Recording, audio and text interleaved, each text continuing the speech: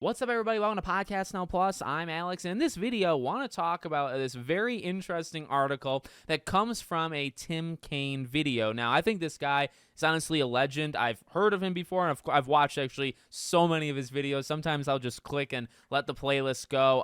I just feel like the guy, obviously, he's got so much experience, he's got so much knowledge, and I love listening to people like this, you know, because they've been around and they have something I think valuable to add, and just his kind of the way he can do these discussions almost every day, it seems like, right? And just be able to tackle something a little bit different. I highly respect the guy, and I would say, of course, check out his channel. Of course, Fallouts and all that jazz that he's done in the past. So I didn't actually watch this video because I just saw it on Twitter, and kind of just the headline jumped out at me. And I thought, you know what? I don't even need to watch it before I respond, in this video, because I know he's right. And of course, I read through the article. I'll read some of the parts to you guys, and I think he nails it. And it's a discussion I wanted to have on this channel. So let's look through this article. So coming from PC Gamer, Fallout co-creator Tim Cain says today's games suffer from trying to be everything for everyone when they should be learning from 80s games. These games were really focused because they had to be. So the point is, he said they don't really know what they want to be. They try to be everything to everyone, designed by committee, making a publisher happy, trying to guess what the largest demographic wants. Old games, he said, had a stronger focus because they had no other choice. Now, again, he's talking about 80s games. So he talks about these games were really focused because they had to be. It's not that you want to be efficient or wouldn't it be cool if we were efficient. It was you write efficient code or your game doesn't work on the Atari consoles. You couldn't do all that. You had to pick what segment of all that gameplay do I want to represent. And then you did that. The idea that you could have a core game loop that was a huge variety of actions just did not exist. He said 80s games avoided the danger of becoming indulgent like modern games have. They add too many things, thinking more of those things make the game better, when really what they do is dilute the game. He, of course, compared it to food, which I actually think is a good one. A high-end restaurant where a skilled chef can cook delicious food using a few ingredients of the best quality versus, say, today's big-budget games, more like a buffet, where the variety of flavor has a high priority, even if the quality suffers. The difficulties when you start making a game, it's easy to go, I want to add this, and I like this, and I just played a game that had this, so I want to put it in. Noting that indie games with small teams often benefit from a tighter scope than bigger game productions. You need to be simple, you need to stay focused, and whatever you do has to be extremely well executed, and then you'll be like that fancy restaurant. You don't got a lot of ingredients in that meal, but that meal was delicious. So I very much agree, and I picked this background. Well, number one, I needed a background for the green screen. Number two, I actually think, while he's talking the 80s, and Halo is certainly not from the 80s, look, it's a different of age. He is much older than I am. I can really only talk about the generation that I grew up in. I've already told those stories of, the Crash Bandicoots that leads to, Spyro and then Sly and all that jazz, and then eventually grew up really on the PS3 era of the kind of the exclusives, that the PS3 had. But I very much agree with him, and he's not exactly saying the word bloat, like games have like bloatiness nowadays, but that's the thing I talk about in videos, if you've watched long enough. And I mainly focus on the big open world games, right, where I think that I've always said they're just adding things to add, right? So like a 50-hour open world game might have 20 hours of fat, of bloat, right?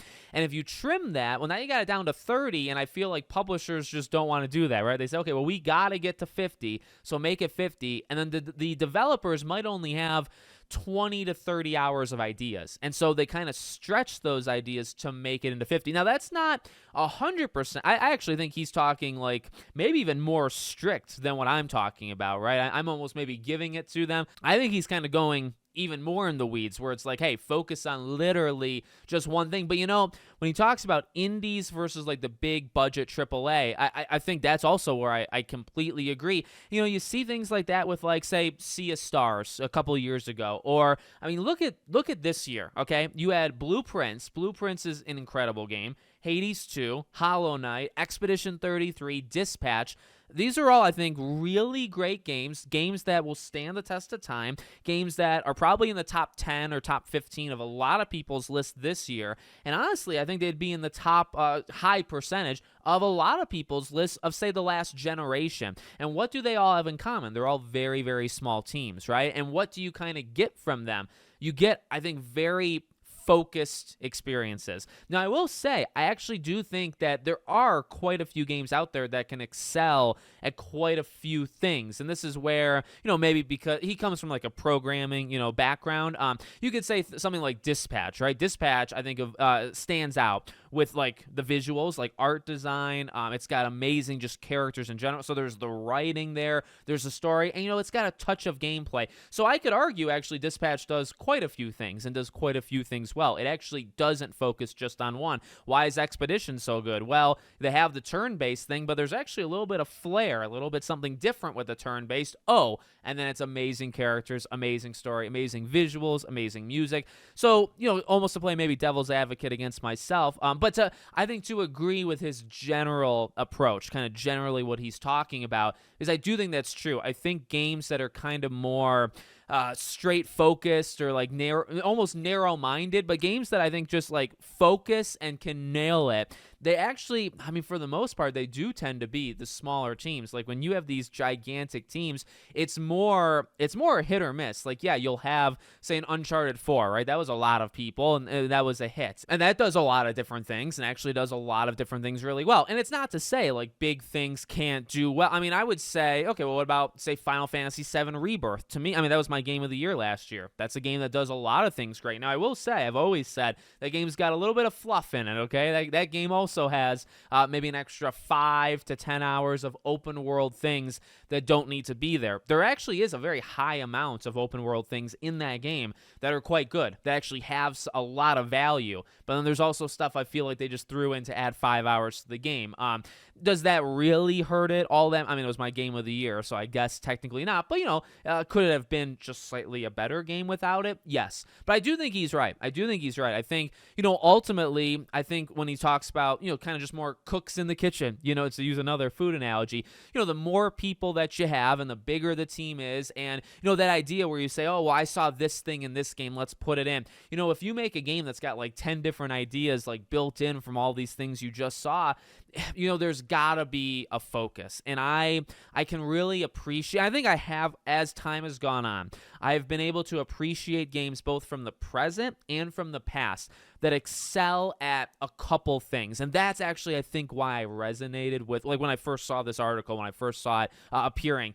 Because, I think back, and, I keep mentioning like the PS3 era, right? And it's an era that I feel quite knowledgeable in.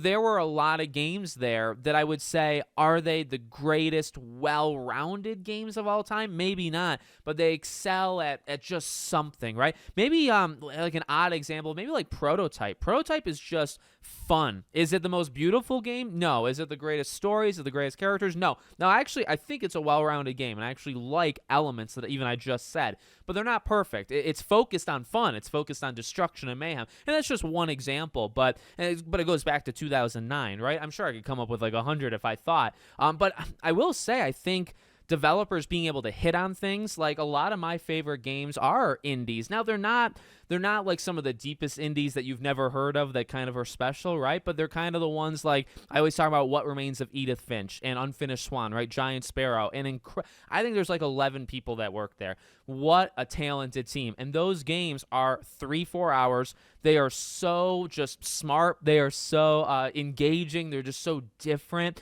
And I actually would argue, though, they do quite a few different things, as they're doing it. But maybe that's a disconnect between what he's saying, or maybe I'm just not getting, that element of what he's saying. I overall think he's right. I think that, honestly, you kind of let a small amount of minds cook, you probably hit more often than you miss, and it's probably a better rate than like the big AAA. And I really think, ultimately, you're kind of seeing, sales don't always match, okay? Sales don't always match, but where do you see the most innovation? Where do you see things pushing it the most? It really has been and always will be indies. Indies have the chance to really, again, pick something, really focus on it, and go for it, and maybe have a chance to do something you've never seen before. A lot of AAA stuff is put together, and it's put together really nicely sometimes, right?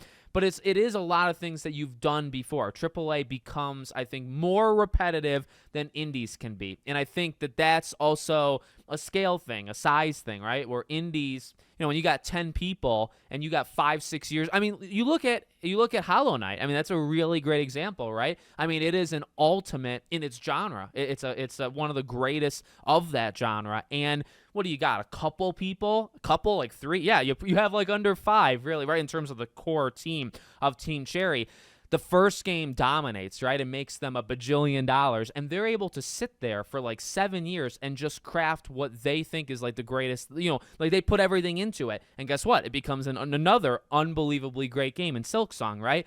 They were given time. They were lucky to have the money because not everybody has that kind of padding, right?